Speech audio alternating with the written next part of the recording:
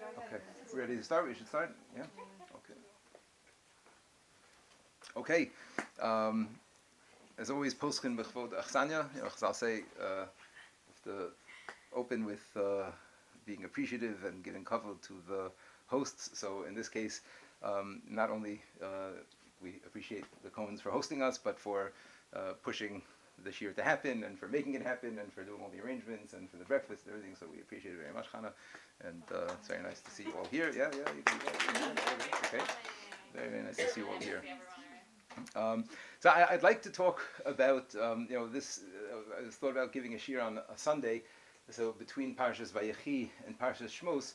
So it's like, it's hard because to talk about Parshas Shmos, we didn't get there yet, and I haven't started really learning Parshas Shmos yet this year, and but to talk about Vayechi, so that's already like old news. You know what I mean? It's like from last Shabbos already. So I thought to speak about the time period, like the whole tkufa, the whole time period, the chunk of time of Vayechi and Shmos, meaning the whole story of Galus Mitzrayim is what I want to try to talk about, and try to pull out some ideas and some thoughts and some insight into the whole story of the going down to Mitzrayim, and what the Jews did in Mitzrayim and what they were really doing over there, and then the Geula and coming out of it. So I want to, but before I get into it, I just want to start with an idea like this. So a couple years ago, I gave an alumni shiur about the whole idea of metaphors and the power of metaphors, and how central to Torah Hashkafa and the world, just the way the world works. I think it was a Shalosh Shudas shiur at in Elizabeth. I don't know, some of you were there, maybe not, I don't know, maybe not. Nobody was there. Okay, but some people were there. A lot of people were there, but I guess nobody was there that was here. So I want to try to talk about the story of Mitzrayim, but not only as it pertains to a description, a historical description of Klal Yisrael's experience in Mitzrayim, but more about, once we understand what was going on in Mitzrayim, to try to understand, what the metaphor is for us and how it applies in other areas of our lives. So I had a thought like this, that well, what I said in that shiur 2 years ago that none of you were there is that what. Yeah, I can just do that. Yeah, I could do that. Yeah, that's a good idea. So what is a metaphor? What does a word mean? What is a metaphor? What does it mean? What does it mean? What is a metaphor? Something that represents something else. And the idea that I spoke about in that shiur was that the concept of a metaphor is not just like a nice literary tool, but the whole idea of metaphor is something that is really fundamental to Torah and Judaism.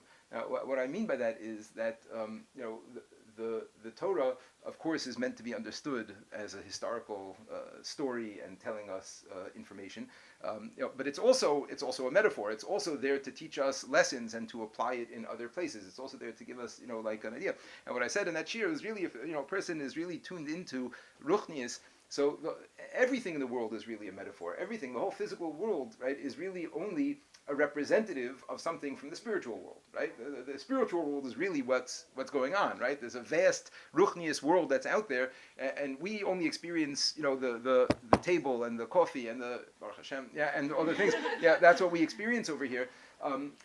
But if a person leaves it at that, so they're really missing the point, right? Because the whole point of Olam Hazeh, the whole point of the world is not the table and the coffee. It's how to use that table and that coffee to approach Hashem. How to use that, whatever it is in this world, and how do I see that as a projection of godliness, and what does that mean to me, and what do I do with it? That was okay. I don't want to go more into that shiur. But that was the idea. So I just had the idea like this. Does anybody know what a fractal is? What's a fractal? Anybody know what this is in mathematics? A fractal geometry? It's what? It's in Frozen, the song Frozen Fractal. We were all thinking it. Okay, no. So did they tell you what it is from that song, or they didn't tell you? Okay. So what a fractal is? Okay, is like this. Okay, it's a little bit hard to explain. But okay, what a fractal is a self-repeating pattern that repeats itself infinitely Uh, it's a mathematical idea, but it really exists in nature. It exists in the world all around. Let's just take a tree, for example, right? When you look at a tree, so what's a tree? A tree is a trunk, roots and a trunk, and then it has all sorts of branches branching out of it, right? Now, if you were to zoom in on a branch, right?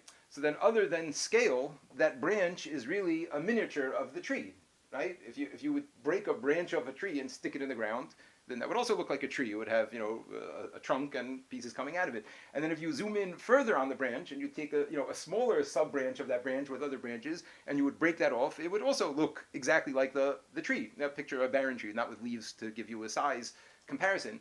Right?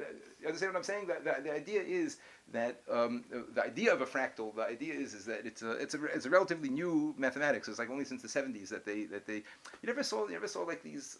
Okay, probably not. Whatever. So the idea is that this person he was a Jewish guy, of course. Benoit Mandelbrot was his name, and what he discovered was that this idea of fractals, this idea of being able to zoom in on something, and when you zoom in on it, you see the same thing as the big thing, just on a smaller scale, and then you zoom in deeper and you see. So he developed this mathematically. And if you think about it, there are many, many things in the world that really function this way. Think about mountains. That's actually really where it came from. It's very interesting. There was a guy who was hired to do graphics. This is again like in the 70s, to do graphics, computer graphics of mountains for I forgot what airline was for an advertisement of a plane flying.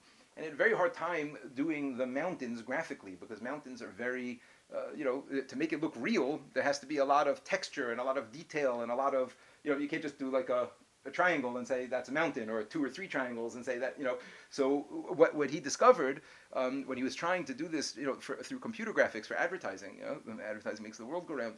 What he discovered was that mountains also, exhibit fractal geometry, which means that if you want to make and this is all computer graphics nowadays are done this way. This was like a breakthrough in CGI and all graphic animation, is that so many things in nature are the same pattern repeating itself on different scales. And what this guy did was he just programmed in the math of triangles and angles and got mountains, and got very, very realistic looking mountains, because the idea being that a mountain is made up of many other pieces that, again, if you zoom in, you can't tell that it's only a small part. And if you zoom in more, you zoom in more. And what they further discovered is that this is something that's really, it's like ubiquitous in nature. It's really everywhere. Everywhere from EEG readings, in a person's heart, you don't want to talk about it like, that graph, but when you zoom in on that graph, also into any section that you zoom into, again, you're going to see, it's not like a steady thing. It's also, anyway, okay, I'm fine, I'm getting, but the idea is, this is a very, very important Torah concept. This idea of the concept of fractals, the concept of anything that you see in large scale is applicable, and not just applicable, but it's telling you the same thing on a smaller scale, and on a smaller scale, and on a smaller scale, and on a smaller scale. Right? So I want to discuss this idea. I'll just read you later. Moshe Vali puts it. He uses a line. He says that he's talking about something nothing to do with Yetzias Mitzrayim or anything like that. But he says in order to really understand anything in Torah, you have to understand ki ein beprat elama shebechlal. There is nothing in the prat. There is nothing in the individual, in the specific, that is not in the klal, that is not in the general. It's not talking about people, not talking about Klal Yisrael versus people only, although that's also true. But it's talking in life, in general, in Torah. Ein beprat elama shebechlal. There's a concept that when nothing exists in a microcosm. No person's life exists in a microcosm. No Klal Yisrael's galus in any place exists in a microcosm. It is all representative and represented by bigger themes and bigger things that are going on in the Torah, that are going on in Klal Yisrael, and that's part of what I want to try to do today. Is I want to look at, we'll call it the story arc of Yetzias Mitzrayim, and try to pick out. Not Yetzias Mitzrayim. I'm saying the whole experience of Mitzrayim, and try to pick out a few fundamental points along the way, and what happened in those points, and then to try to use that as a way to not only understand what went on in Mitzrayim, but to understand first of all Klal Yisrael's experience in general, in Golus in general, the whole tahalich, the whole process of Klal Yisrael going through Galus and what we're doing here in Galus and what's going to be when we get out. And furthermore, not just in terms of Klal Yisrael and Galus, but in terms of an individual person, right? We're going to see that the pattern of the story of Mitzrayim is really the pattern of a person's life also. And further, we're going to see even within a person's life, even within experiences that we have, ups and downs, and things like this, we're going to see further that the experience of Mitzrayim reflects itself in exactly the same dynamics, exactly the same thing that was going on in Mitzrayim. It goes on again, not just with Klal Yisrael in our history, and not just in an individual person's life, their birth and their life and their death, but even within an individual person's life, ups and downs that we have are really all based on this pattern. There's one pattern of how things work, so to speak, and that's what I want to try to address, to try to take the story of Mitzrayim and to pull out of it. These points that I want to try to focus in on. So let's try to get clear. What is the story arc, if you want to put it that way? What is the story arc of Mitzrayim? What the story of the Jews' experience of going down to Mitzrayim, of experiencing Mitzrayim, what they were doing there, and leaving. So I think there's like 4.5 steps, 4 or 5 steps. We'll see. Like one of the steps is I'm putting together. Now, step number 1 is the Yerida into Galus. Right. Step number 1 is when people. The first step is going down into Galus. And that's what happened in Parshas in Vayigash and Vayechi. That's when when Yaakov Avinu and all the Jews that were alive at the time, they all go down into Galus, right, together. Yosef was there from before. They all go down. That's step number 1, is the going into Galus. So we have to examine what happened when Yaakov went down into Galus with them, what was going on over there. And again, to try to pull out of it for Klal Yisrael's experience and our experience, what we can pull from that. That's step number 1. Step number 2 is this is sometimes a step, sometimes not a step. We'll address it. But there was a period of tremendous prosperity for Klal Yisrael before they were enslaved, right? That's what we see in these parshios. There was tremendous prosperity. Klal Yisrael, they flourished and they prospered and they didn't have to worry about anything, and they had all the money that they needed and they had everything that they needed. Right? That was already in Galus. It was already in Mitzrayim that they experienced this tremendous prosperity, this tremendous growth. Vayifru v'yirbu ma'od, it says in the parsha this week. Right? They grew tremendously and they multiplied tremendously and they were very successful. Right? So that's stage number 2. Right? They went down to Galus, then they had this experience. Number 3, right, is the tsar of Galus, the terrible suffering that Klal Yisrael had. When they were in Mitzrayim, right? After Yaakov died and after the whole generation died, like what we see in this week's Parsha Shmos, and then the Shibud began, the enslaving of Klal Yisrael began, and there was hundreds of years of tremendous suffering of Klal Yisrael, and that also we have to understand what was really going on there, what was the meaning of that, why did Hashem make it that there were babies that were thrown into the water, babies that were baked into bricks and put into walls. It's like very, very horrible things that went on over there. And we have to understand, like, what was that all about? And again, to try to take that and expand it to understand, or to zoom in, to understand how that applies elsewhere. Then they davened, right? V'yizaku el Hashem v'tal shavasam, right? Next week's parsha, they davened to Hashem, and their tefillos went up to Hashem, and Hashem, heard what was going on. And then we have the geula. Then we have the release from Mitzrayim, and everything that took place over there, right? And Klal Yisrael went out in a completely different state than they had come in, right? They left in with hundreds of thousands of people and with all sorts of wealth and riches, right? Which we'll see in a second wasn't just physical, but spiritual wealth and riches as well. And that's the Geula. Okay, so this is, if we had to make, again, like the storyline, it has these components to it. The going down into Galus, the period of prosperity, which we'll see that's not necessarily a given always, but it's an important one. We have the suffering, right? We have them davening. I'm kind of putting those together, the suffering and the davening. And then we have the Geula of Klal Yisrael coming out of Mitzrayim and becoming great. So I'm going to now go through this with respect to Mitzrayim itself and pull out a few ideas from each of these stages, of what was going on over there, and then I said, to try to apply it, in a more general way. Okay, so number 1, now, the Yerida to Mitzrayim. What was the story? Right, there was a tremendous famine in Canaan. Right, a tremendous famine, everywhere that the people were living at the time. And they were forced to go down, right, to go and get food from Mitzrayim. Now, it was a very joyful Yerida, right? It was a very joyful Yerida to Mitzrayim for Yaakov Avinu, right? He was going to be reunited with Yosef. Yosef was basically, the ruler of Mitzrayim. and was able to take care of Klal Yisrael and take care of all of their needs. So they were not going down in suffering, right? They went down. The Yerida into Mitzrayim was a Yerida that was done, so to speak, happily, but at the same time they were forced into it. They were forced into it. There was no choice there. There was no option there. Hashem, didn't give Yaakov different choices or options to do. There was, he says to Yaakov, I know you're going down to Mitzrayim, and I'm going to be with you, which we'll get to in a minute. But there was no choice there. There was no option. Yaakov Avinu was forced to go down there. So that's number one. Is that when Klal Yisrael goes into Galus, when there's a Galus that's imposed on Klal Yisrael, and again we'll apply it to the more specific soon. Yeah, but it's against our will. It's against our will. It's something that Hashem brings about for His purposes, for His needs, that He drags us into these situations, into the situation of Mitzrayim, a situation of Galus. Right? It's something that happens against our will. In fact, Chazal tell us, very famous Chazal, that Yaakov Avinu, he had a zchus that he was able to go down to Mitzrayim the way he did.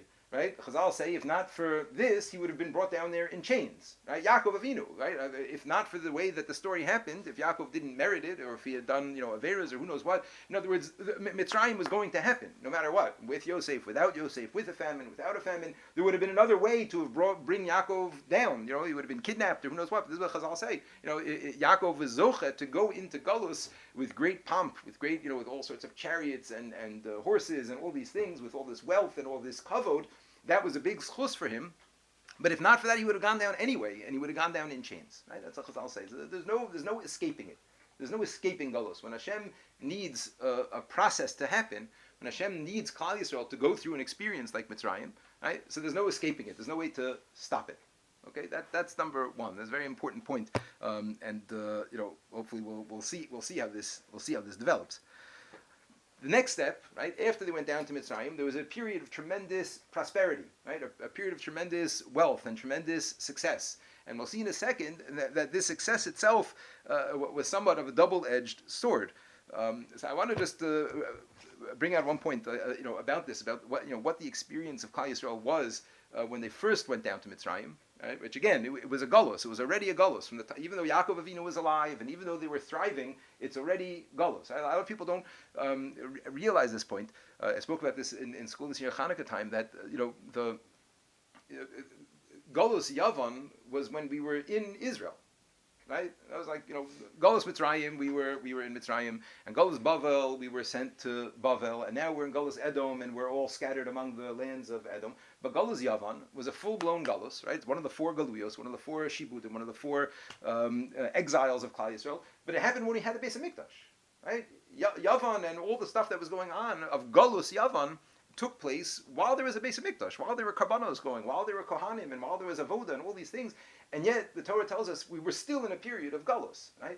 So we see that galus doesn't necessarily mean a situation like we picture in Mitzrayim or the Holocaust. So it's not, galus doesn't necessarily mean a situation of tremendous tsar and being downtrodden and tragedy, right? There's an idea of being in galus even when the Klal Yisrael are doing well. Right, even in Bayis Sheni, right, even Bayis Sheni was called Galus. So we see, Yaakov Avinu, right, experienced Galus already, even though he was living well. So I want to say a point. There could be some of you who heard me speak about this before.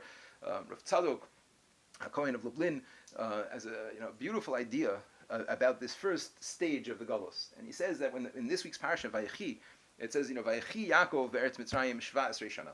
He lived there for 17 years. So the Medrash, he quotes a Medrash that says, it's a funny language to say Vayechi, right? Why does it say he lived there in that way, right? Chayim is like life, being alive. Why did it say Vayogar or Vayeshev or some other language that would indicate that he was there and living there, but not like Vayechi and he lived, right?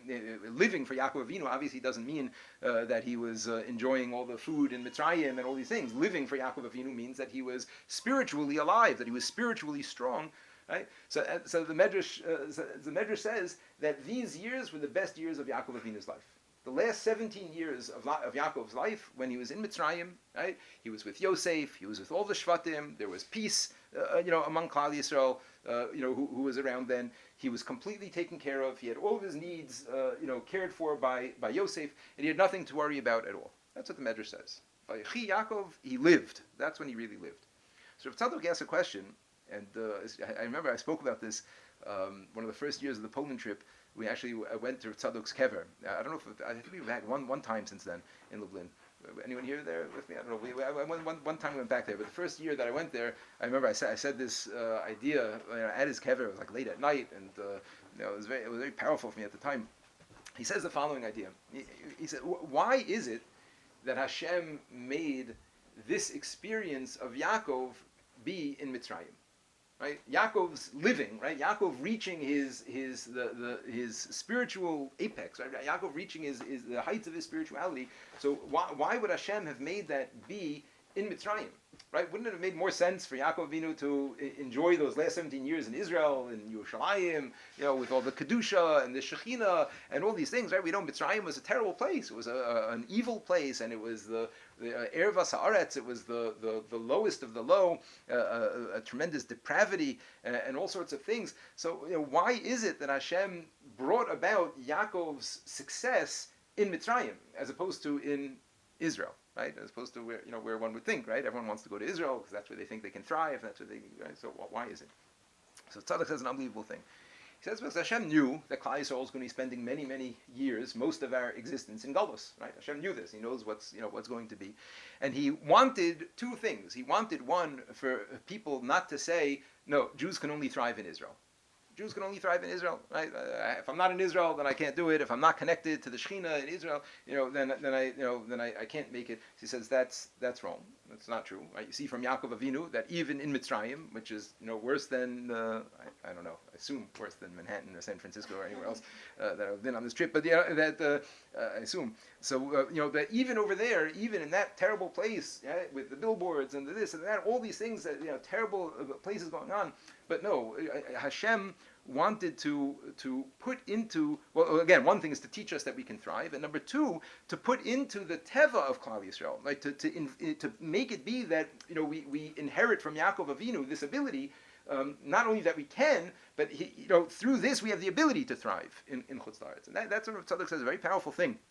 That specifically Hashem made Yaakov Avinu reach his pinnacle in Mitzrayim in order, again, to show us and to give us that ability, to give us that power, to give us that koach, that even though we're living in Galus, outside of Israel, or again, even in Galus, we're in Israel, we're also in Galus, even in Galus, from the depths of Galus, even from there, that a Jew can thrive, and that a Jew can reach his, the best that they can be. That's what we see from Yaakov going in, from Vayechi. Okay, so this is stage number two. Stage number two is that there was, prosperity there. There was spiritual growth that took place over there. Klal Yisrael was very strong at the time. Now, at the same time, some of Farshim say that this is partly what led to the Shibud. This is partly what led to the fact that we ended up in a situation of tzar. I saw this year. It's funny, on these trips I only have a couple svarim that I travel with. I can't bring a whole base medrash, although I have on my phone I have a lot more, but it's not comfortable to learn that way. So wherever I am in different places, I get I see different svarim in this role, different svarim in that role, different things. So I saw this year a Kli Yakar that I don't recall ever having seen before.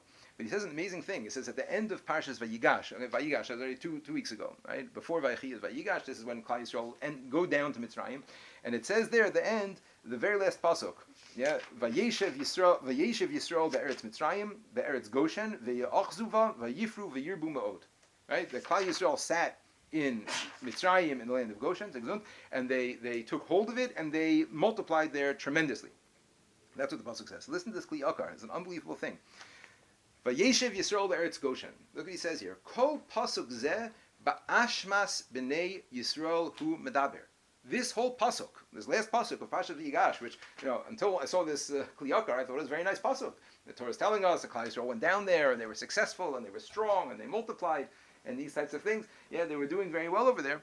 So listen what the Kli Yakar says. This whole pasuk is here only to badmouth Klal Yisrael, the ashmas, and asham is an avera, right? It's only to point out the avera, the asham of Klal Yisrael. Why? Ki HaKadosh Baruch Hu Gazar Aleihem, because Hashem said, Ger yiyeh zaracha. What did he say to Avram Avinu? You're going to be a ger in Eretz Mitzrayim. You're going to be like a wanderer. You're not going to take up. You're not going to put roots over there. You're not going to be like established over there and set up over there. You're going to be a ger. You're going to be a wanderer. A person who's temporarily living there.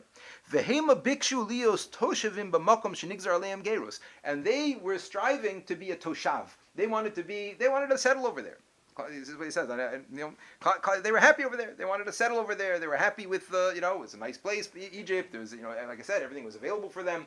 Maybe back in Canaan, they had to work very hard. They were shepherds and all these things. And over here, everything was taken care of for them.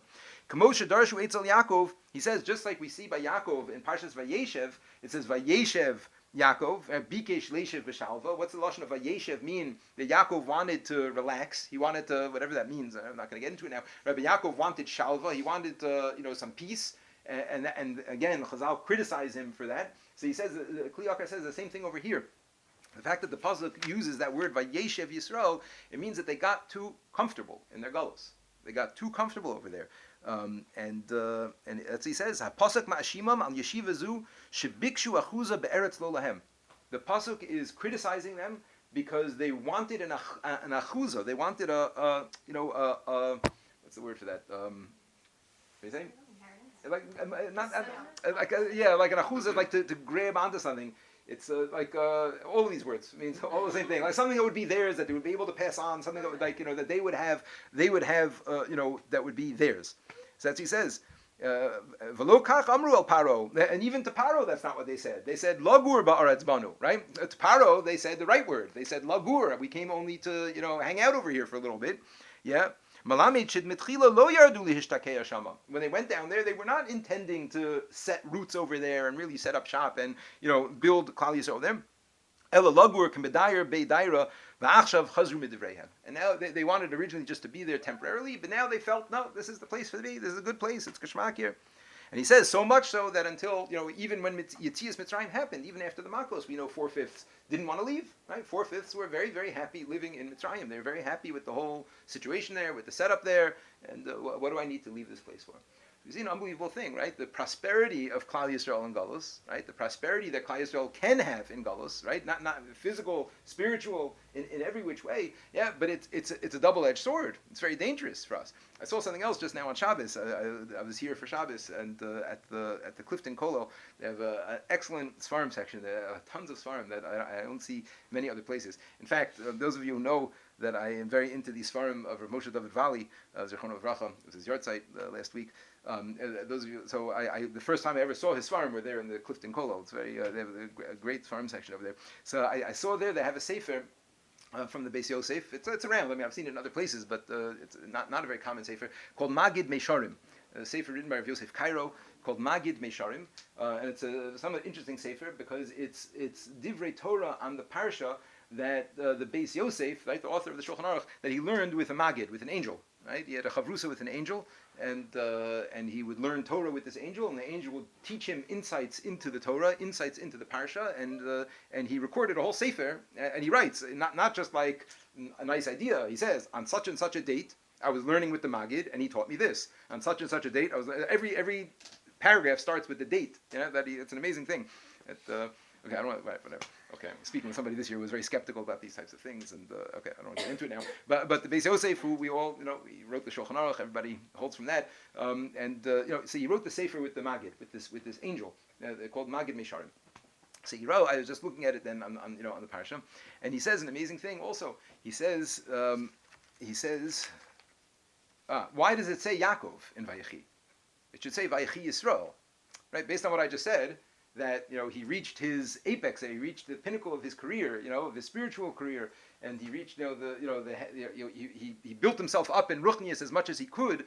So it should say Vayeshev Yisrael Be'eretz Mitzrayim Shva Esrei Shana, right? Why does it say Vayeshev Yaakov? Right? Yisrael we know is a reference to Yisrael, Yaakov in his state of godless. Yaakov is a reference to the Ekev, right? Yaakov in his state of katnus. So why would it be that the Torah uses the word Yaakov here? It should say Yisrael. It was very interesting. I never saw it before. So he also says an amazing thing, which I certainly wouldn't be able to say this myself. Maybe the Beis Yosef wouldn't be able to say it himself if not for the fact that an angel told him. But he says it's a criticism of Yaakov.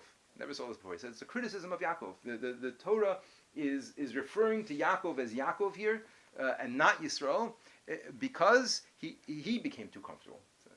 hard to say. He said so he says, but you'll tell me that he knew with prophecy that he had to go down there, and Hashem told him on the way down, I'm going down there, I'm going to be with you, I'm going to take you out. Right? So he knew this was the state that he was going to be in. So what's the problem? What's the problem of being that he knew they were going to be there for hundreds of years? Right? He says, but you should have tried to get out. You should have done ishtadlus. Right? We don't just say, oh, Hashem said something and that's it, and I don't try, and that, if a person's in Galus, of course it's the Ratzon Hashem. Of course it's Min HaShamayim. Of course Hashem is the one who set it up and put them there. But if it's bad for me, I have to do ishtadlus to get myself out of that situation. I can't be frum about my ishtadlus to help myself out, right? I can't be frum about it and say, oh well, it's Ratzon Hashem, it's Ratzon Hashem, right? Like girls, want to come back Shana Bet, let's say, or who knows, all sorts of things. Yeah, and they'll ask one time, or they'll try one time, they'll say, no, it's Ratzon Hashem, it's Ratzon Hashem. It doesn't work that way, right? It doesn't. Maybe it is Ratzon Hashem, but still, it's a person's responsibility to put in whatever hishtadlus they would need to do to better their situation. And Yaakov Avinu, who knew that it was better in Eretz Yisrael, and he knew the Kedusha was better in Eretz Yisrael, why didn't he leave? That's what he says. Magen Mishon says, why didn't he leave? Why did he just stay down there? Why did he, why didn't he make any effort to leave? The famine ended, right? Let's say after 2 years, after Yaakov, the famine ended, he should have just picked up and left. Right? And of course Hashem wouldn't have let him. There's no question. Hashem would not have let him leave, right? The Gullus had to happen. Hashem was making it happen, right? But that's not Yaakov's business. Yaakov's business is to try to do what's best for him and for Klal Yisrael. So he should have, after the 2 years, after the famine ended, he should have said, "Thanks, Yosef. Write me often, and I'm going back. I'm going back to Eretz Yisrael." And the fact that, again, I would never say this on my own, but the fact that he didn't even try to do that, the fact that he made no effort to try to better his spiritual situation, which I guess would have been better if he went back to Eretz Yisrael. Yeah, even though that was Hashem's plan, so the Torah calls him Yaakov and not Yisrael, because there was a criticism here. There was a criticism of being too comfortable in the Gullus over there. That's a very powerful idea.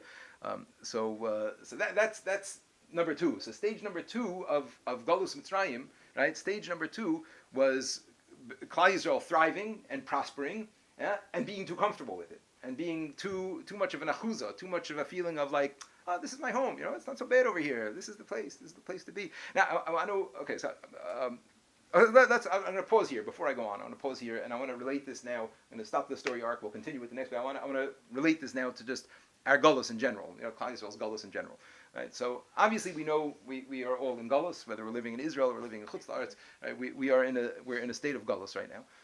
And this Gullus is imposed upon us, right? This is from Hashem. It's not our doing. It's not, Hashem is the one who put us into this state, and Hashem has a cheshbon, and He knows why He's doing it.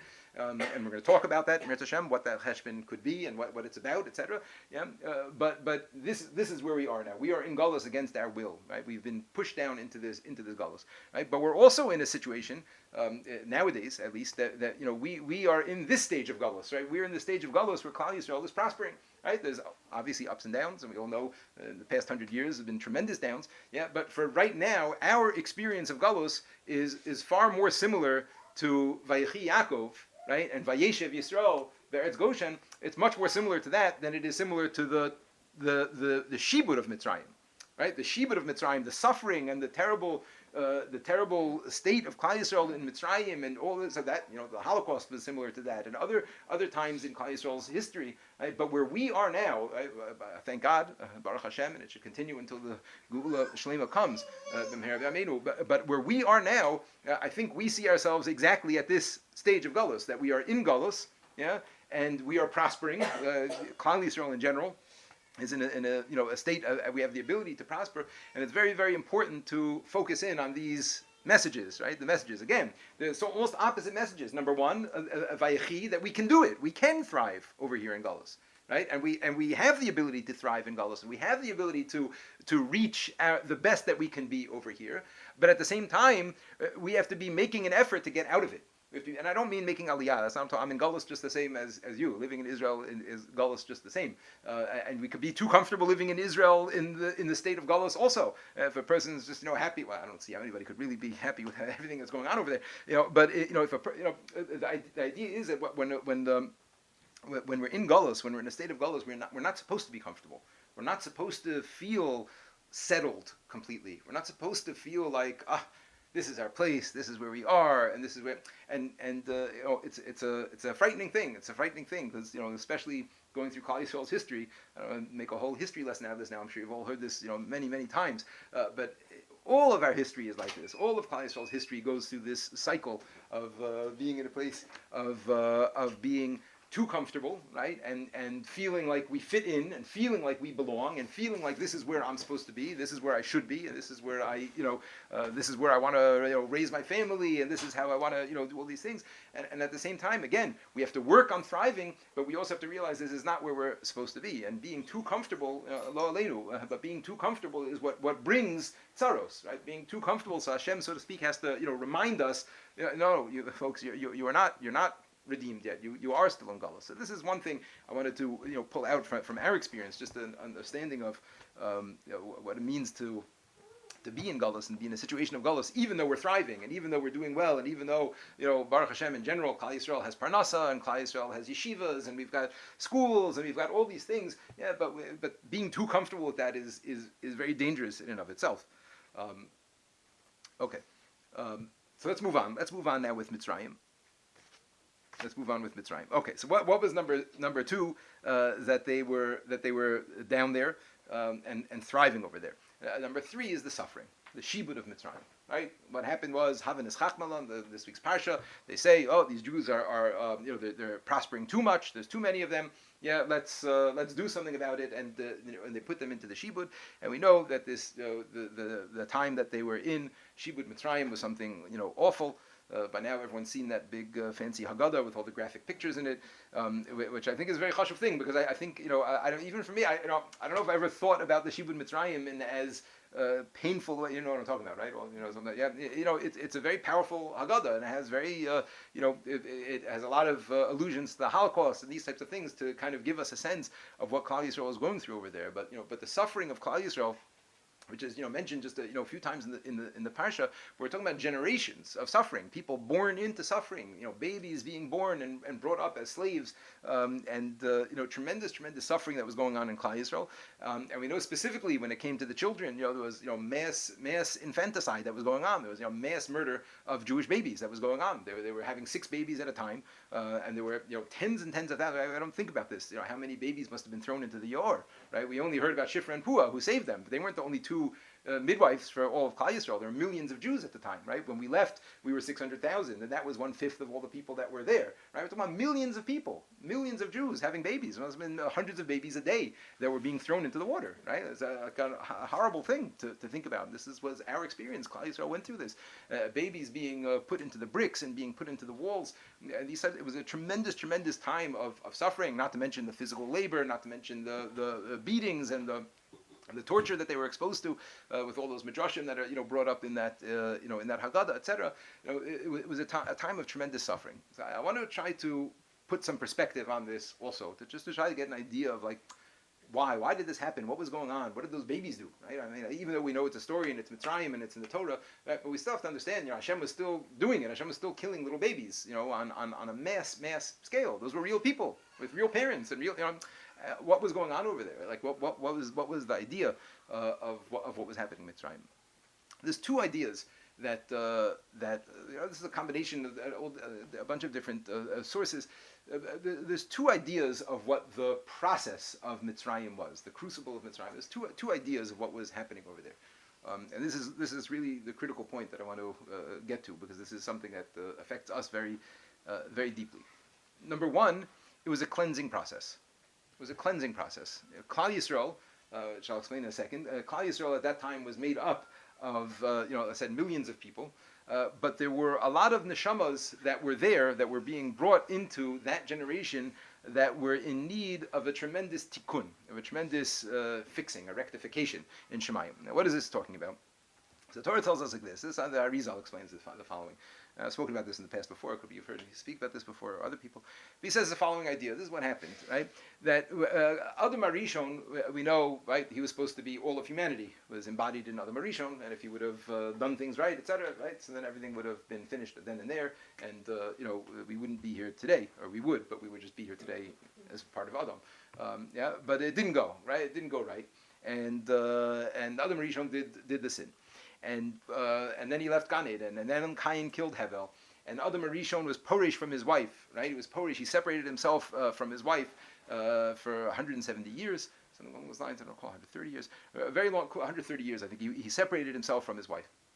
Chazal say that during that time period, during the time period that Adam Rishon was separated from his wife, there were millions of neshamos that were created, that were brought into the world, that needed to be fixed up. In other words, like those neshamos that should have been the people that were born to Adam and Chava during those 130 years that would have populated the world, right? Which again is really just all splinters, pieces of Adam Rishon's neshama himself, right? Whatever that means. You guys with me? Okay, okay, yeah. So all of those souls that should have been brought out during those times were not, right? And there were millions of souls that, or again, what this means exactly, obviously I don't know, but the concept of it is an important concept to try to follow. There are millions of souls that were not mitukan. They weren't raised properly. There were millions of souls that came out during that time that were not mitukan. And he says like this, the Arizal. He says that their first opportunity was in the Dor HaMabul. Right? They had an opportunity to fix it up during the Dor HaMabul. There were millions of people that were alive during the time of the Mabul, and those people had the opportunity to be good, right? But they weren't. They were wicked. They were evil. So Hashem wiped them out with water. They came back again, and they had another opportunity, and that was the Dor HaFlaga, right? The time of the Tower of Babel. And again, they had an opportunity then to fix themselves up and to recognize God and to and to do what they were supposed to have done. And again, they didn't do it. And again, as Hashem killed them, turned them into monkeys, turned them into this, that, whatever happened, right? Hashem, that's what I'll say. You know, right there? Monkeys? Yeah. Turn them into monkeys. Yeah. Evolution, it was like reverse evolution happened, not forward evolution. Yeah, that's some of them became monkeys, some of them became shadim, and some of them died. That's what I'll say.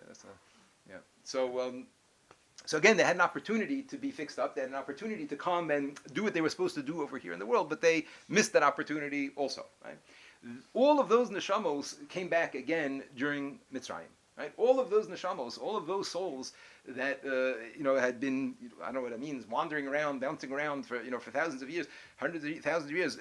All of those souls came into Mitzrayim, and that's why he says that. Rizal writes that's why they were destroyed with water and with bricks, because that was the Mabul and the Tower of Babel, right? The water was the Mabul, that was that generation's destruction, and the Tower of Babel was the same thing. It's the same words are used in the Psukim of Chemer v'Levenim, the same words that are used in Mitzrayim about what they had to make. It's the same words that they said by Babel, let's make bricks and these types of things. The Rizal right. So the suffering that Klal Yisrael went through during that time period, and all the death, and all the babies, and all these things, it was a tremendous cleansing process.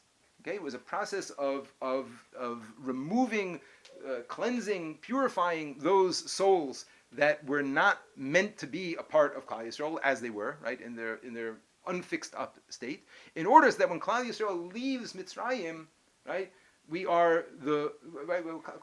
they refer to Mitzrayim as the Kur HaBarzel.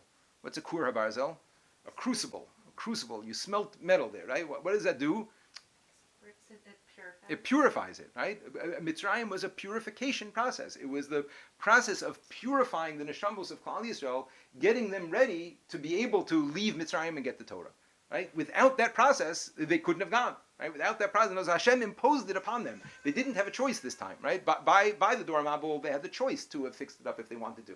Right? And they didn't. By the Dor HaFlaga, they had the choice to fix it up if they want. Hashem said, "Okay, enough with the choices. I'm doing it now. I'm cleaning house, literally." Right? And Hashem stepped in and cleaned out Klal Yisrael from all of these parts that really didn't belong as they were, that needed to be fixed up. That's number one. Okay, is that okay? Okay. Yeah. Why was it Klal Yisrael though? Why wasn't it through Mitzrayim? It was also there. The original neshamos were all humanity, weren't they? Okay, very good. But in general, that's what you have to understand. So how can there be Jews and Goyim in general if there's only supposed to be an Adam, a Rishon, right? But post Adam, so and post Avram Avinu specifically, so Hashem said, it's Klal Yisrael who's going to be the people that are going to fulfill the mission of the world. And in order for us to be able to do that, we needed to be cleansed in this process, right? But it's Klal Yisrael's job is to do that. But it's an interesting question, right? I'm saying what's going to be at the end of days when if everyone's going to get a tikkun, or just Klal Yisrael going to get tikkun, but not for now. Okay, so that's number one. It was a kur habarzel. It was a tziruf. It was a cleansing process that was taking place of getting rid or purifying all the pieces of Klal Yisrael, the bits of Klal Yisrael that weren't supposed to be there.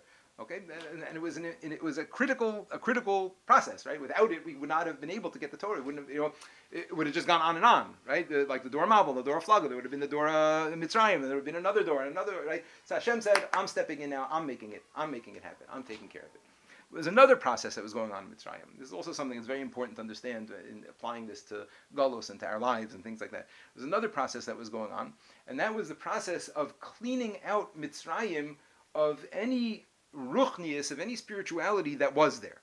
Right? In other words, we know that there's spirituality everywhere, right? From the times of Adam Rishon and onwards, like the whole world has ruchnius embedded in it all over the place, right? Like I said before, we have a physical world, we see tables, we see chairs and coffee, right? But we know that embedded in that is spirituality. There's ruchnius over there, right? And then when we make a bracha on something, so we are like zooming in on the spirituality, right? The Torah says, "Ki lo ala lechem levado yichye ha'adam."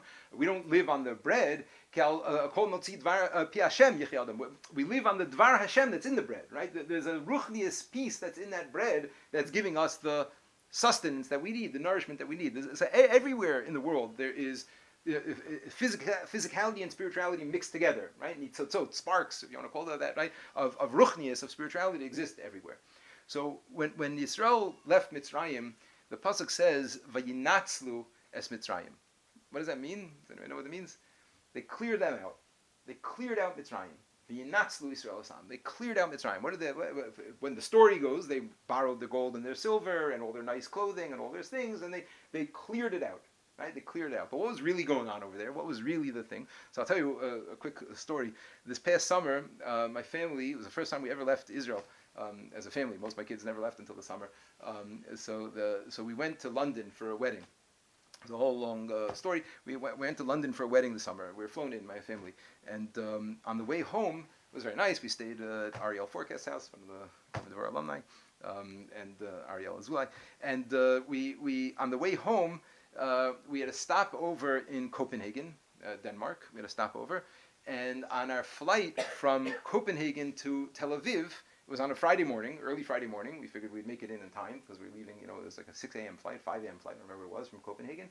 And halfway through the flight, literally 2 hours into the flight, I heard something I've never heard before and nothing you ever want to hear.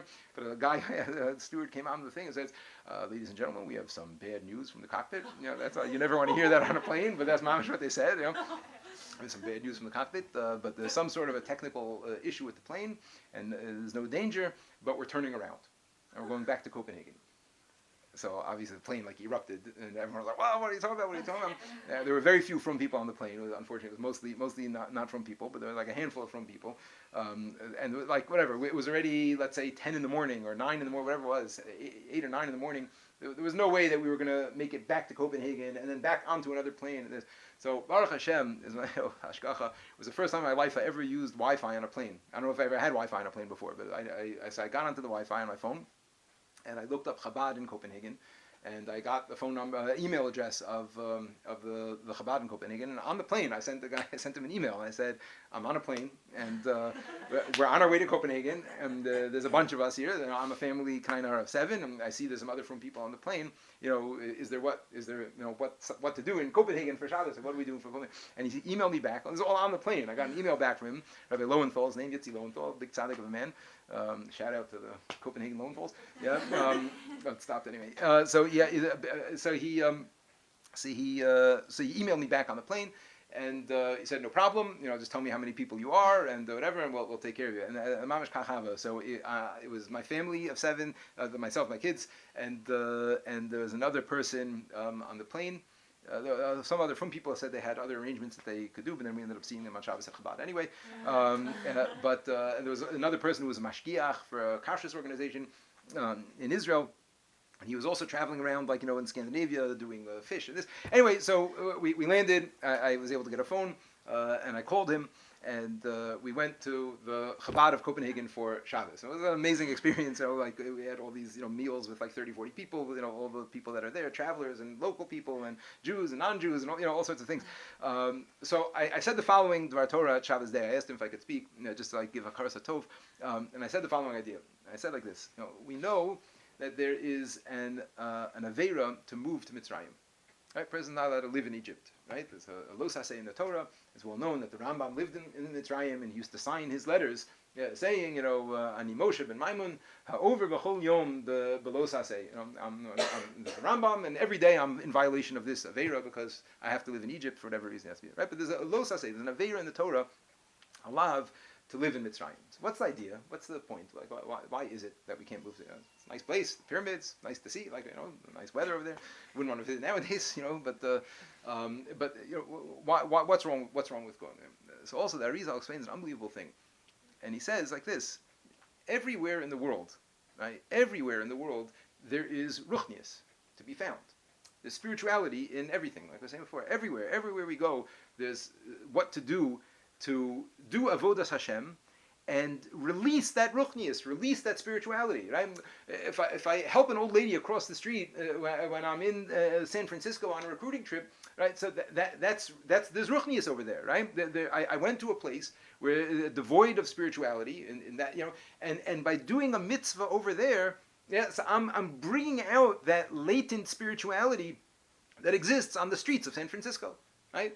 And going to Copenhagen and buying an apple and making a ha'etz and eating an apple and doing a mitzvah with that apple. So I'm releasing the latent spirituality from that area of Copenhagen. That's what I'm doing. Right? Everywhere that a Jew goes, everywhere that a Jew performs mitzvahs, everywhere that a person does avodas Hashem, so we are attaching ourselves, releasing that spirituality, getting to the spirituality, and eventually it's going to happen. Mirz Hashem, that last mitzvah is going to get done, and the last little bit of ruchnius that needs to happen is going to happen. It'll be released, and we'll have the geula, and things will come together. Mirz Hashem, B'karov, right? But that's what we're doing. We're going around all of our avoda, all of our things that we're doing. I don't just mean mitzvahs like lulav and esrog, our midos, and the way we interact with people. We're always trying to see through the physical and release that spark of kedusha that's there. Get to the ruchnius of the matter.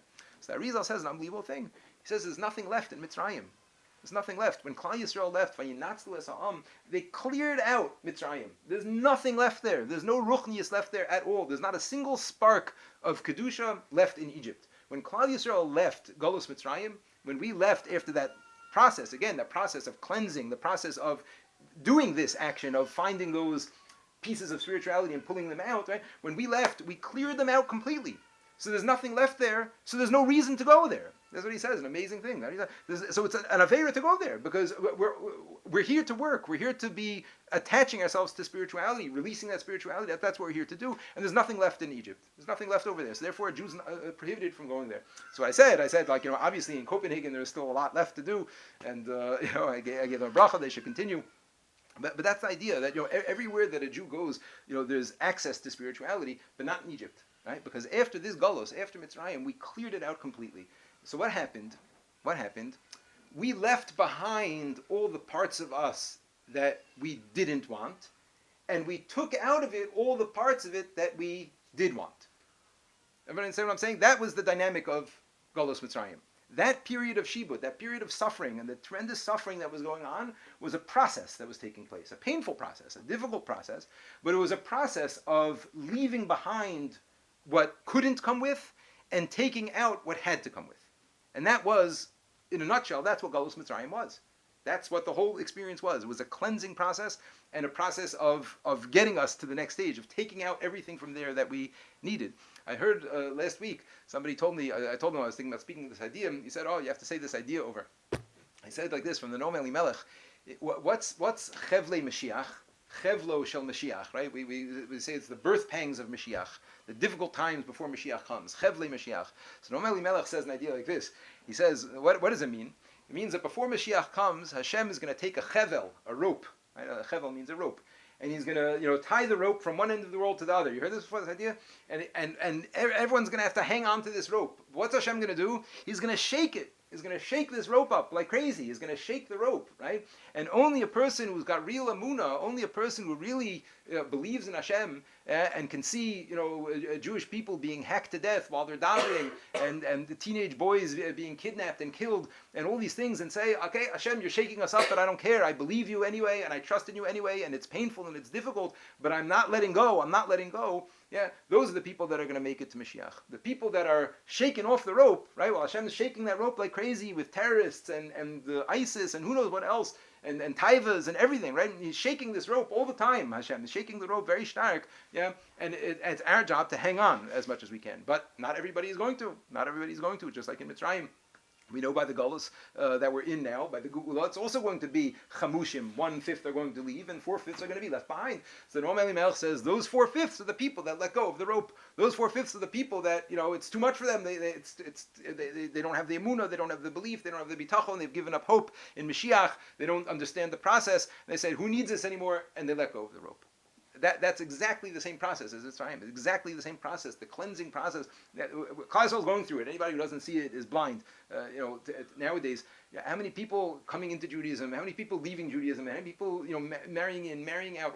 It's an unbelievable process that's going on, which I think is sped up significantly in the past few decades of between the Baal Tshuva movement of bringing people in and the off the derech movement of bringing people out. Yeah, there's a huge process that's going on. There's a big shakeup that's happening, in our times, and our avoda is, just like in Mitzrayim, is to go along with the process, to go along with the cleansing process, and realize, that this is something. It's not pleasant, it's painful, and it's difficult, and it hurts, and it's not easy to hang on to that rope, and we feel like a fool sometimes to hang on the rope, and how come I'm the only one hanging on the rope, and where'd she go, I see her down there, yeah, but that's what it's up to, and it's true. You look around here, we're all part of the 1/5, Eretz Hashem, right? But 4 out of every 5 people are going to let go. 4 out of 5 people are going to opt, not to be killed, not to be destroyed in Gullus. Right? Those were the babies, those people that were died. We're talking about the people who chose not to get out of Mitzrayim, the people who chose to let go of the rope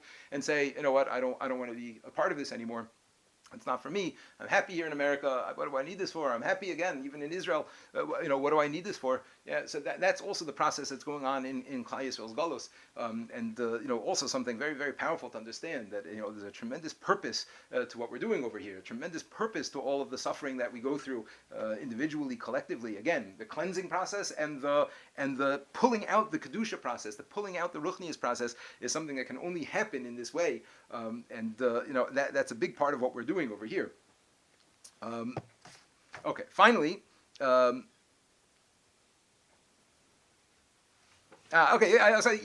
within the suffering, though, is an important point. Even within the suffering, even within this place where we are and the shaking of the rope, right? But a person has to realize that it's Hashem who's shaking it, right? What did Hashem say to Yaakov Avinu? You're going down to Mitzrayim, Anochi Ered Imcha. I'm going down there with you. Even though it looks like Hester Panim, and it looks like darkness, and it looks like it's terrible, and it looks like it's awful, don't believe for a second that I'm not there. Hashem told Yaakov, "Anochi Ered Imcha," I'm going to be there with you, and that's the Aleph Beis of Emunah of a Jew nowadays. Also in this galus and in the the tzaros that we have, again collectively, individually, nationally. Right? But Anochi Ered Imcha is applying to us also. Hashem, Hashem is here. Hashem is with Klal Yisrael in the galus, and again, it's much harder to see. But we have to look back at the template. We have to look back at the paradigm, at the galus of Mitzrayim, and see that's the process. The process is Hashem is putting us through it, but He's there with us. Okay. The truth is, I included the last step also, the release of Mitzrayim and taking out all the sparks. I just really spoke about that also. So I want to just finish up. I want to apply this to ourselves now, in a more specific way, because again, as you can see, see this rhythm, this idea of the way the cycle goes. So on a national level, it's kind of easy to see. It's easy to see what happened in Mitzrayim. You take it to Spain. You could take it to Eastern Europe.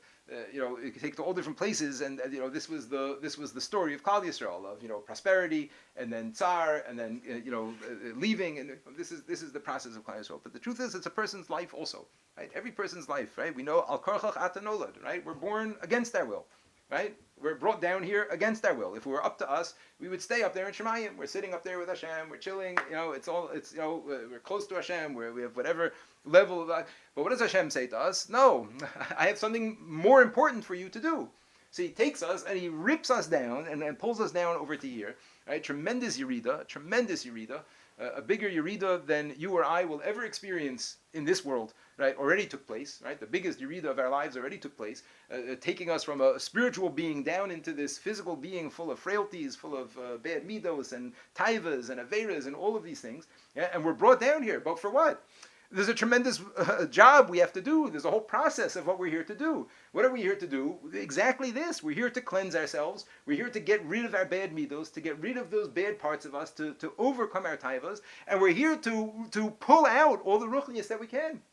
We're here to do every mitzvah that I can do, right? Every bracha I make, every interaction that I have, every time I help a person, every mitzvah that we do is doing this, right? We're releasing this ruchnius work. We're collecting these sparks. We're gathering in this spirituality, which is, again, it's exactly the same process that Klal Yisrael had to do in Mitzrayim. And then we're going to be released, right? We're going to die one day. And what's the dying? It's geula, right? Rather than dying is only sad for everybody else, right? The person who dies is very, very free and very happy, right? That's the geula. He's released, right? We're here in a galus, right? The physical, for our neshama, this is galus for our neshama. The neshama is in the wrong place right now. This is not where he belongs. It's not, or she, right? This is not the right place for her. Right? She belongs up in Shemayim, right? And when a person dies, when a person is released from this, so then they go up and they take with them everything that they did, hopefully, if they did the process right? So then they're leaving here cleansed, and they're leaving here having gathered in as much spirituality as they could during their lifetime, right? This is mamish exactly the same life cycle of a person, is exactly the same process of what happened in Mitzrayim. And more than that, and I think this is the most important point that I'm going to say, within our lives, this is exactly what's going on also. And this is a critical point, right? We all have aliyos, we all have ups, we all have yeridos, we all have downs, where things don't go well for us, and we don't feel like this, and we don't feel like that, we don't feel like davening, we don't feel like being nice to people, we don't feel like doing mitzvahs, I'm not motivated to go to that shiur that I used to really like to go to, I'm not motivated to help that person, whatever it is, I could say 14, 15, 20 different things for every individual person here, but right, this is life. We all have aliyos and yeridos, and we're all frustrated by those yeridos, and we're all, bothered by them, and why isn't this happening? If only Hashem would just put me in a good place, if only Hashem would just make all these factors be the way they were supposed to be, and then I would be okay. If only Hashem would allow me to have, gone there, or done this, or married that guy, or whatever it is, right? Everyone always thinks, I'm in a b'di'evet situation, and if only it'd been in a lechatchila situation, so then everything would be okay and I'd be good. And it's a big mistake. It's a huge mistake, right? Like again, right? We're brought down against our will. Right? We have yeridos in our lives. We have yeridos. Hashem pulls us down. And we can point to this factor, or that factor, or this person, or the fight we got in with that. But that's not the reality of it, right? That's what made it that it's not a nace that you all of a sudden are upset. You know what I mean? But when a person is down, when a person is in a state of a yerida, there's a reason for that. There's a reason for it. It's not just stam. It's not just stam, like, Hashem doesn't like me so much anymore. Chas v'shalom, Hashem, pushed me away, doesn't let me feel himself anymore. No, Hashem is putting me in a place because I've got work to do over here. I have work to do over here from this place. Again, I'm not talking, physically. I'm talking in a, not horizontally, vertically, if you know what I mean. Yeah, I have work to do over here, right? There's things that I can only do down here that I can't do elsewhere. Yeah, like what? Things like leaving the bad behind, right? That's what happens when a person goes down into yerida, when a person has a down. So first of all, we all know there's no such thing as a real yerida. Every yerida is only the tzorech aliyah, right? It's only a yerida in order to get me into a better place, which again, that's exactly the same paradigm of Mitzrayim. It was a yerida l'tzorech aliyah, right? We went down there and we came out much better. Right? Same thing being born. It's a yerida l'tzorech aliyah. Tremendous yerida. We're brought down here. But what's the point? The point is that we earn it, and then when we go back up, we're in a better place than when we started, right? It's the same thing in life. It's the same thing in life. When a person has a down, and a person has a yerida, when a person is fallen, and they feel like they're low, there's a reason for that. There's a avoda to be done over there. There's a cleansing process and a taking out from there that I can't do elsewhere. When a person puts in effort, when they are in a down state, this is Rav Nachman says this. It's hard to explain, but kind of to visualize. When a person is over here, so they're doing their avoda and they're doing their things, and they've got access to the spirituality and their teachers and their this and their that, and they're inspired and everything's happy, right? When a person is down here, they don't feel any of that. They don't feel that. But he says, but when you're here, you have so much to do from there, right? Whatever I'm doing here, I can't do from up there. right? Even though it's fewer mitzvos and it's with less kavana, whatever it is, yeah. But the avoda that a person does over there, from a place of being low, is exactly the same avoda. I'm leaving. This is important to remember. I'm leaving parts of me behind. When a person is in a yerida, when a person is in a low, when a person is in a funk, and they're not doing well, and this, I'm shedding parts of myself. That's what's happening. I'm literally shedding bad parts of myself, yeah, and I'm getting rid of those parts, and again, I'm able to gather in spirituality from here, access aspects of spirituality here that I would not be able to access from elsewhere, and that's why Hashem puts us into these places. That's why Hashem puts us into Yerida. It's not just stam. It's not a punishment. It's not a. He puts us in a place because that's where the avoda is to be done. And the same idea, just like Yaakov Avinu, Hashem said to him, "Anochi ereid imcha." It's this also. Rav Nachman's very into this pasuk. The pasuk Tehillim, he says, "Im esak shemayim sham ata." If I go up to the shemayim, I see you there. Yeah, Atzia Sha'ol. If I find myself in the pits, right in hell, Sha'ol is like the pits. Hineka. Here you are. Where's this pasuk? Anybody know Tehillim well? I'll tell you 1 second. I wrote it down somewhere here. Kuf lamed tes chaf. Ches. Kuf lamed tes pasuk ches. Yeah, that's the pasuk. Im esak shemayim shamata. If I go up to shemayim, I see you there. Atzia Sha'ol hineka. But even when I'm in the pits, Hashem, you are right there with me. Hashem is right there. And again, we don't see it. We don't feel it. We don't know it, right? We can know it intellectually. We don't feel it or see it. Yeah, but just like Hashem said to Yaakov, Anochi ereid imcha, I'm going to be right there with you the whole time. It's not going to look like it, but I'm right there. It's exactly the same thing when a person has a yerida, when a person has an afila, and we're in a low place. Atzia Sha'ol hineka. There's nowhere that we can go that Hashem is not there with us, right? And the avoda is to hang on and hang on tight. Again, when we're in a yerida, that's Hashem shaking the chevel, just the same. Again, it's a fractal. You know what I'm saying? You could see it on any level. Yeah, Hashem is shaking the rope for the gula of all of Klal Yisrael. And Hashem is shaking the rope in my personal life also. Yeah, and my avoda during the time of shaking again, is to hang on tight and to realize not everybody does. I see people let go all the time. It's very unfortunate. It's very sad. I see it happening all the time. But every individual has that option, has the choice to do their best to hang on to the rope and grab onto it, and try. Again, recognizing al karcha chatanolad, just like I'm born against my will, I'm put into downs against my will. But that's where I have the avoda to do.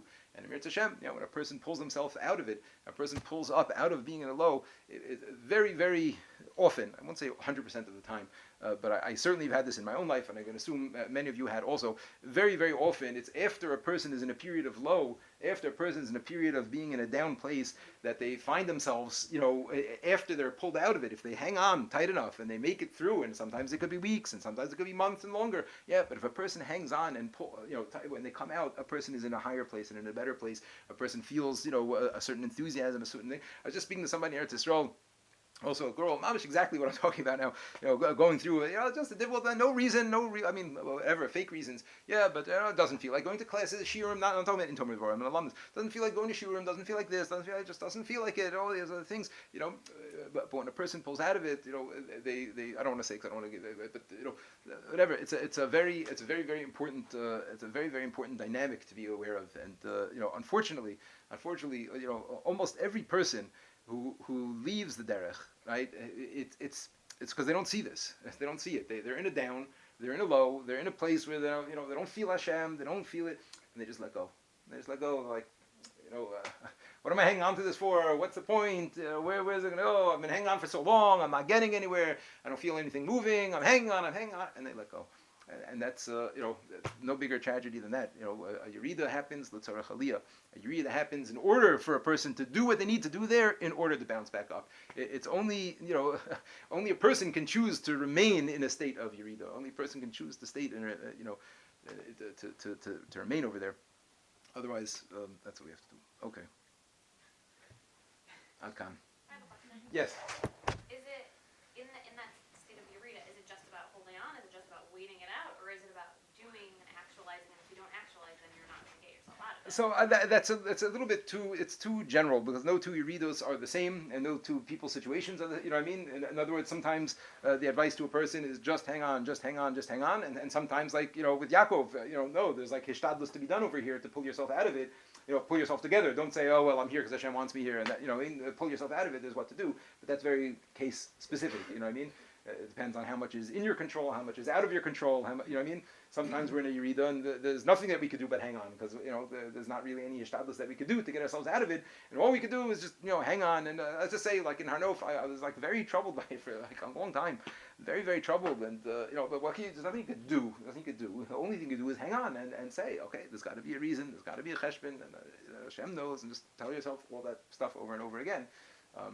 That you always have to do. That you for sure always have to do. But as far as like what to do to pull a person out, that really depends on the situation and the specifics of what hishtadlus is appropriate or not. But acceptance of a yerida. Now I don't mean acceptance like the Maggid Mitzrayim said about Yaakov Avinu, that he should have tried to get out of it, but accepting the fact that this is the cycle of life, this is the way that things go, and this is the pattern, again, of Klal Yisrael, of a person's life, and within my life. That's a point a lot of people, just that information itself is very important to know. You know what I mean? There's no such thing as a yerida that is meant to end in yerida. There's no such thing. Every yerida is meant for the avoda to be done there, to be coming back out of it, and then you'll go again. There's no end to it. There's no stop to it. It doesn't stop. Not when you're 30, not when you're 40. Maybe when you're later. I don't know yet. But it doesn't stop. That's life. There's ups and downs always, and you pull out of this one, and you have whatever spiritual accomplishments you have from there. And sometimes you'll see it, and sometimes you won't see it. In Shemayim, it'll be a cheshbon that you won't even be aware of, that you pulled out of it and did tremendous things. You know what I mean? We don't know.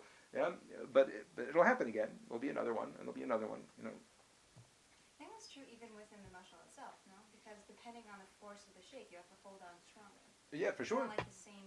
Right. Holding on is different in different situations also, 100%. Yeah, what it means to hold on is different. Yeah, that's what I'm saying. It's like you have to, it's already like specific in terms of what can be done or what, I mean, as far as what the, but I mean, again, for sure to, not like, it's a little bit different, like what you said, the Maggid Mitzrayim from Yaakov, where he was happy and accepted his place over there. But, you should never accept where you are without trying to get out of it. But at the same time, yes, accept that Hashem put me here for a reason, and there's something I need to be doing from over here, and it's not just stam, and it's not just because I'm a bad person, and not, like this girl kept on telling me, like, I don't feel like going to Shiur. Yeah, I know I'm so stupid, but I'm so. I said, no, you're not so stupid. You're in a yerida. That's what happens when you're yerida. It doesn't matter how smart you are. It doesn't matter. You don't feel like doing it. You don't want to do it. It's nothing to do with intelligence. Nothing to do with stupidity. Nothing to do with laziness. It's not that. You know what I mean? So that comes, a lot of that guilt and that self-recrimination and beating up, that comes from a person not recognizing and realizing that this is part of a healthy Jew's life, is having times where I feel not healthy. You know what I mean? That's part of it. And again, this is like, most people that end up off the derech, certainly post-seminary, it's from a yerida. They have a yerida, and then, they feel like, oh, what am I doing over here? And then, let's go. Let's go with her. That's what happens. And, like I said, the avodah is to hang on. Aren't there times when you put yourself in yerida though also? You may think you do. I mean, it's really Hashem was putting that's what Rav Nachman says. He says there's no such thing as a yerida that's not min hashamayim. You may think it was because of what you did. You may think it was because of this and that. But he says there's no such thing. There's no such thing. And any time that a person is in a fallen state, or in a state of atzia sheol hineka, Hashem is right there, knows you're right there, needs you to be right there, and there's no other place that you could be. Even if you didn't do that other thing, you would still be here now. That's for sure. That's for sure. Again, a person has to. I spoke about this before Rosh Hashanah Yom Kippur this year, in terms of like feeling guilt, the interplay between guilt and tshuva. I mean, so like, okay, I don't want to say it. Ayin Sham, YouTube, you can see there. Yeah. In terms of just the hishtadlus that you're talking about with Yaakov Avinu needing to actually be active and getting out of Mitzrayim. It wouldn't have helped. For sure not. But he shouldn't have. He should have done it anyway. Right. So I guess maybe that kind of answers the question here. This is just like always a question of mine. In terms of like building the third bias, like why isn't there an option that we could just like start building? Like, in terms of, like, is there something that... You mean physically? Yeah. I'm just wondering, like, does there have to be, like, some type of, like, nevuah, or, like, is there... I mean, there's a lot of Arabs living up there right now. Right. I just always wondered, like, if... They might not go for it, Right. But I'm just saying, like... You're saying if let's say when Israel in 48 or whenever it was, in 67, if they wouldn't have made that deal with the Mufti and whatever, they would have kept all of Jerusalem as ours. So would it have been appropriate to bulldoze the Dome of the Rock and start building the Beis Hamikdash? I don't know. Even I'm just saying, like in term. I guess it's just like a question of what's going to be. Like, I know we don't know exactly what's going to be in the time of Mashiach or whatever, but like, is it going to be the type of thing where it would be a nevuah that Hashem says, okay, you could start rebuilding? I don't know. I don't know. You don't know. That? No, I don't know. I know there's like, complications with building because, Jews are not allowed to go up there. In other words, so, I can't imagine that it's going to be able to be. This is all assuming it's not coming down in fire, literally, right? I mean that's also what Chazal say. I mean I don't know if that's literal or not, but that's certainly people who understand it literally. That when the time is right, there's going to literally be a Beis Hamikdash that's going to descend from Shemayim in fire. I don't want to worry about the mosque or anything, but as far I think there's just halachic problems of building. I mean, you can't go up there. Jews. I mean, certain places you could, but many places that would need to be built, you're not allowed to go until there's a para aduma, and there's not going to be a para aduma until there's a Masorah, and the Masorah. So basically, like there's like in terms of like the Mashiach aspect of the world. It's not our job to bring Mashiach. It's not our job. It's not our role. That's not what we're supposed to be doing. There's like the big criticism of Lubavitch, and that's Hashem's job is to bring Mashiach, and our job is to do everything that we need to do and be the best that we can be, and clean up as much as we can clean up, and when it's time, it's time. It's nothing that we can do to bring Mashiach. It's not our goal. So how come we get criticized if you don't live in the time of Beis Hamikdash? Chazal said that if you didn't see the rebuilding of It's as if you destroyed it. Destroyed it. Well, I think all that means is that if our generation was worthy of having it, it would be here, right? And if it's not, then and if I was worthy of having it, then I wouldn't be in this generation, right? So I would be in a generation that had the Beis Hamikdash. So every person has to see themselves as, obviously I am not worthy of the Beis Hamikdash being here, and that means that even if it would have been here when I was born, it wouldn't be here now because it would have been destroyed because it's not here. You know what I mean? Our job basically is just to do whatever we're supposed to be doing. Yes, that's your job. Don't play Hashem's cheshbonos. Exactly, right? He's a very good accountant. He's got it all very well sorted out. Well trusted. He knows very well what he's doing, and it's not our job to. Again, it's our job not to put it in those words. It's our job to do everything that is what Hashem tells us is going to happen to bring Mashiach. But the goal is not for us to be bringing Mashiach. The goal is for us to be perfecting ourselves and doing the best that we can do.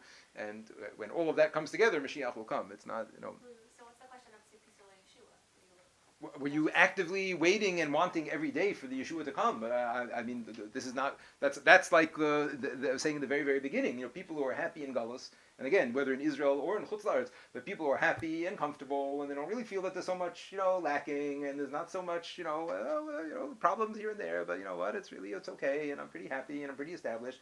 So that's that would be a chisaron in Tzipis Yeshua. A person who recognizes how downtrodden Klal Yisrael is and sees how many people are in sorrows and all these other things, and they're just chalishing and waiting and can't wait for Mashiach to come to get us out of this. So that's Tzipis Yeshua.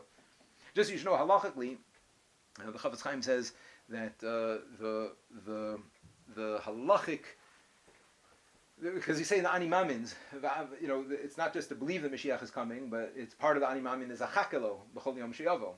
Right? It's not just that I believe Mashiach is going to come, but I have to want him and wait for him to come.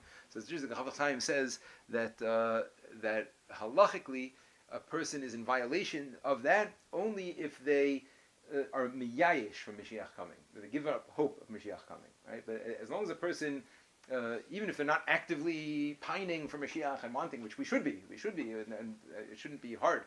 Really shouldn't be hard to want that nowadays. It really shouldn't. But a person, more other than a person actively wanting and pining, as long as a person is not miyayish completely, they're still in the category. That's it. Is that true in Shema Kohen also? Ki Yeshuascha kiminu kol hayom? What do you mean? Meaning Ki Yeshuascha kiminu kol hayom, we hope for okay, so I don't think that's talking only about the geula. That's every Yeshua, any Yeshua from Hashem, we're supposed to constantly be in a state of kivui, of wanting. last year, right, there's a beautiful, beautiful mimer in the Ramchal, Drush al Inyan Hakivui, where the Ramchal speaks about the idea of hope and wanting, and how incredibly fundamental to the whole the structure of the universe is a person being mekave for Hashem, hoping for Hashem, wanting Hashem. That feeling of kilishuos like visi kol hayom. I don't know if that's specifically talking about the geula. Right, no, I hear that, yeah. It's I mean, look, that is the ultimate Yeshua. That is what a person should be, pining for all the time. But I'm saying it's in this week's parsha in Vayechi is Yeshua's Chak V'Yisi Hashem. It is also talking about Mashiach there. Go ahead, Mama. Just going back to Yaakov, could it be that he didn't do any hishtadlus because he knew that there was going to be a certain period of time that they were going to be in galus, and if it's already started and he's part of it, okay, but if he got out of there, then it would have to start again. I know, but that's what he writes in that sefer is he says that even though, but that's not my job. That's Hashem's cheshbon. It's not for me to play Hashem's cheshbonot, right? Like by Moshe Rabbeinu, they say the same thing in this week's parsha in Shmos. Then Moshe, Hashem came to Moshe Rabbeinu and said, come save Klal Yisrael. So Moshe, I don't want to say he should have, right? One would think that one would jump right away. People are suffering right now, right? If every day I delay, that's more babies being killed, and that's more people suffering. That's more this and that's more that. And yet Moshe Rabbeinu spends a week, arguing with Hashem that he's not the right one. What do you mean you're not the right one? I'm God. I just told you the right one. What do you mean? Because that was his ishtadlus. That's what he needed to do. And Hashem, you're causing suffering to the Jews. That's not my cheshbon. That's your cheshbon. I have to do what I have to do. That's a big cloud. When you know too much. I'm sorry? Like when we know too much, then you right, so then you get do it. stuck in it. Right, I had a Rebbe once used to say, somebody asked if they were studying for accounting tests or something like that, and he said, when you're doing ishtadlus, at least in this, don't do ishtadlus like a guy. Don't do ishtadlus like with all those cheshmonos and all these things. You do your ishtadlus like like you have to take it as if this is what's in front of me and this is what I need to do, without all the spiritual calculations and the. But on a practical level, how do you have a balance between wanting a Yeshua and knowing you're in Galus and also living a normal, healthy? You could live normally and healthily, but first of all, the things like Zeichel L'Churban and things like not to forget that this is where we're supposed to be. I mean, there's all sorts of halachos about this that most people don't follow anymore. But there's a whole siman in Shulchan Aruch of halachos of zeichel l'churban, of all sorts of things. At a big meal you're supposed to have something missing, and all there's all sorts of things. You're not supposed to listen to music. Nobody does these things anymore. But there's all sorts of things that are there to even halachically, I'm saying, to try to put you into that mindset. But I think the idea is, look, Baruch Hashem, we absolutely have to appreciate all the tov that Hashem does for us, and chas v'shalom not to be kafui tov because it's only here in the galus that you gave me this house or that you gave me this. Chas v'shalom, we have to appreciate it, but at the same time, in that appreciation and in that, but to realize that this is not where we're supposed to be, and this is not the place to be feeling like I'm completely settled. And you are supposed to have that unsettled feeling, because again, if we don't do it, then Hashem does it for us, chas v'shalom. I mean, that's just what happens. That's what's always happened, Isn't our, like the whole thing with Mitzrayim was that Hashem did it for us, and every time in our life, whenever you're saying, so if we're not doing the right thing, then we get into then Hashem will put it in us. I mean, just picture Germany and Poland and stuff like that before the war. So those people that were like very tentatively comfortable and very not feeling very connected with their neighbors, so it was probably much easier for them to pick up and leave the second that they heard there was going to be a problem, as opposed to people who were a university professor or a doctor and this with their family there, and he's the head of this department and this and that. They're very established. I'm sure that many more of those people ended up getting caught up into the Holocaust than people who. Again, I'm not saying therefore, but the idea is that the attitude, the mindset is, this is not my home. This is not the way it's supposed to be. This is not, it is. I have to function here and I have to live here. And I shouldn't be walking around depressed. That's not the point. But to have that general feeling of like, I should not feel as settled here as I could be. You know what I mean? I think that's. And again, I don't mean for making aliyah. You could be the same exact way in Israel. A person who's living in Israel and they're settled and they're happy and they're this and they're not thinking about Mashiach coming is just the same thing. I don't think. But as far as being, like the second stage was being comfortable and prosperous, and then the suffering came. Well, correct, right. So if the pattern keeps repeating itself, so it could be that's going to be the pattern here in America. We hope not. Certainly hope not. But that was what I was, hinting at. I guess that's that My mother saw that and Okay, yeah, she left. That's decided not to settle here for that reason.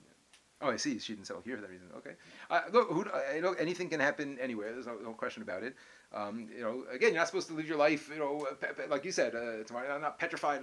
What's going to be. But again, but it's like I said, this is not my place. This is not my home. This is not like it's not where I'm supposed to be. You know what I mean? Which again, I don't know. Is that hard for a lot of people? I don't know. When I come here, I maybe it's harder for me in Israel to feel that way. But when I come here, I certainly don't feel like. I feel like, my home is my home, but like, America and all the stuff that's going on here and all these things, I don't know.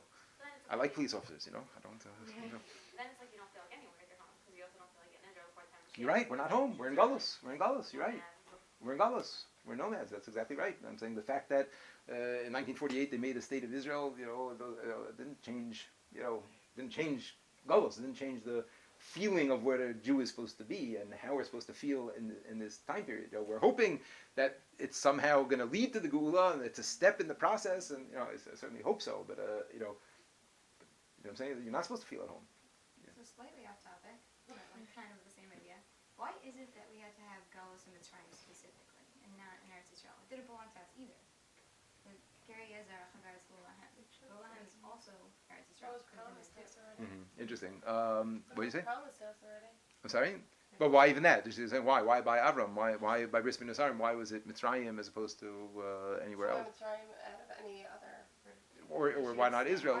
One was saying there could be Golos in Israel itself, so why not let the whole thing? Well, at the end of the day, we cleared out. Right, I was gonna say right. You couldn't do that in Israel. Right? You couldn't do it. Clear it out of the. You wouldn't have the metaphor at all, because you can't clear out Israel of all that. Right, I was just saying, yeah, you wouldn't have that.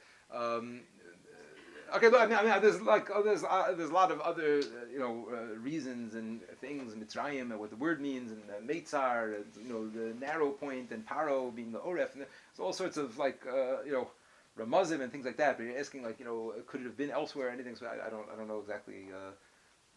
I couldn't imagine this process going on in Israel. It's. But that's also the whole thing with the Mitzrayim having chosen to be the ones who afflicted us. They didn't necessarily have to be the ones who put us through that galus, but they chose to. Right.